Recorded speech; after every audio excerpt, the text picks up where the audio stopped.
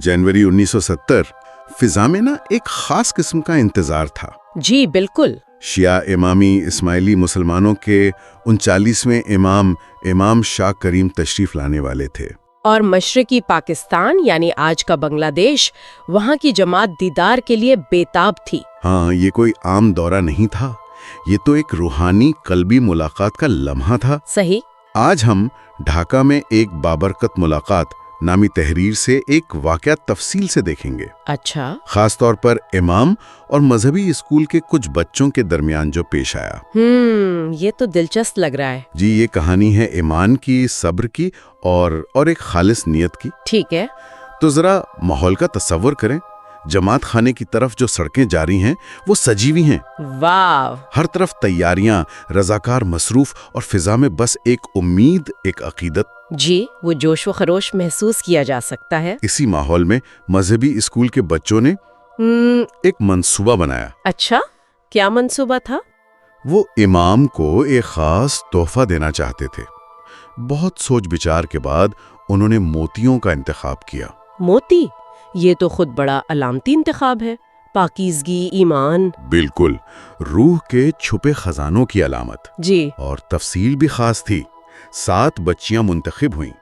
हर एक के पास 7 मोतियों की एक छोटी सी प्लेट। यानी कुल 49 मोती? जी हाँ, 49।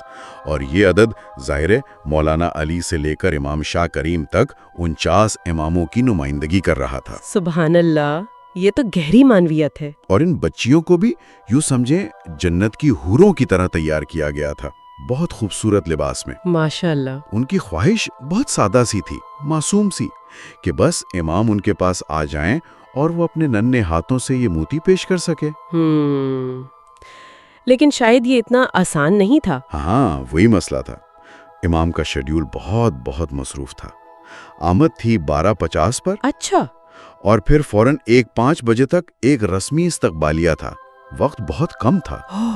तो फिर? तो जो रहनुमा थे उन्होंने बच्चों को बड़े आराम से समझाया कि भाई शायद इमाम का आपके हिस्से में आना मुमकिन ना हो।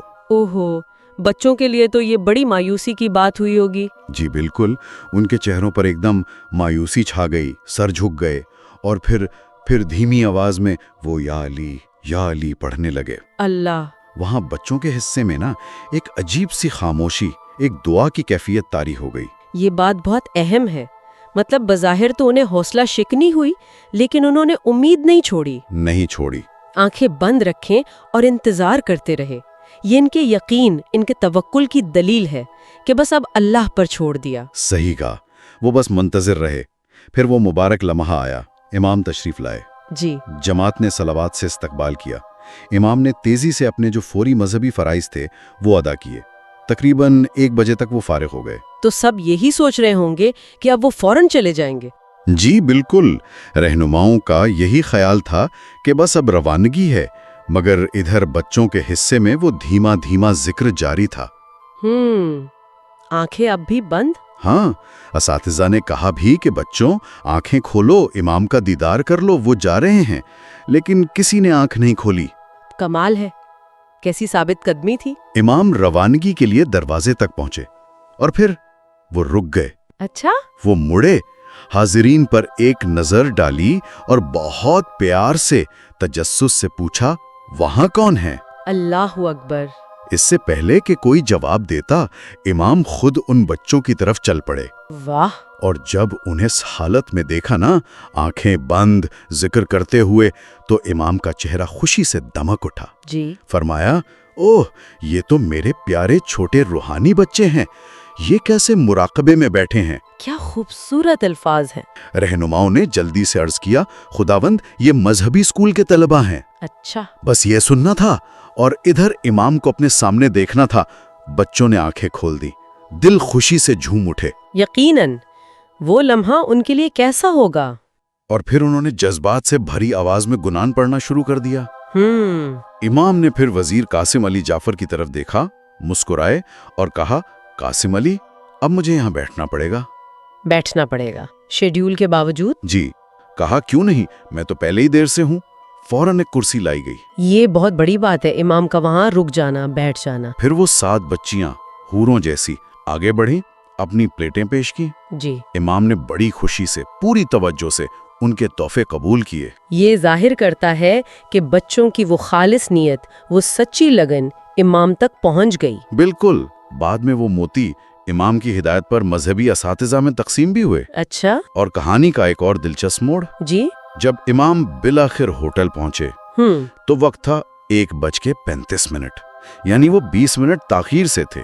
ٹھیک ہے. اور جو گورنر صاحب تھے جنہیں 1:15 پر پہنچنا تھا وہ بھی تاخیر سے 1:40 پر پہنچے. کیا اتفاق ہے، یعنی وہ بھی تقریباً اتنی ہی دیر سے. جی.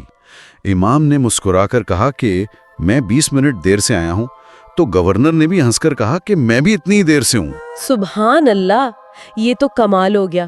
گویا وقت خود بخود ٹھیک ہو گیا. ایسا ہی لگتا ہے جیسے بچوں کی وہ خالص دعا، ان کا صبر، ان کا ایمان، اس نے ناممکن کو ممکن بنا دیا. صحیح.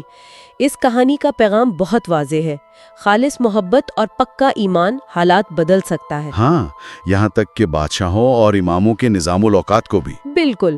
یہ عقیدت کی طاقت کا ایک زندہ ثبوت ہے. تو یہ واقعہ ہمیں سوچنے پر مجبور کرتا ہے کہ جب گہرا ایمان اور خالص نیت مل جائیں تو کیا واقعی کوئی بھی رکاوٹ باقی رہتی ہے؟ جی، یہ سوال روحانی اور مادی دنیا کے تعلق پر ایک نئی روشنی ڈالتا ہے.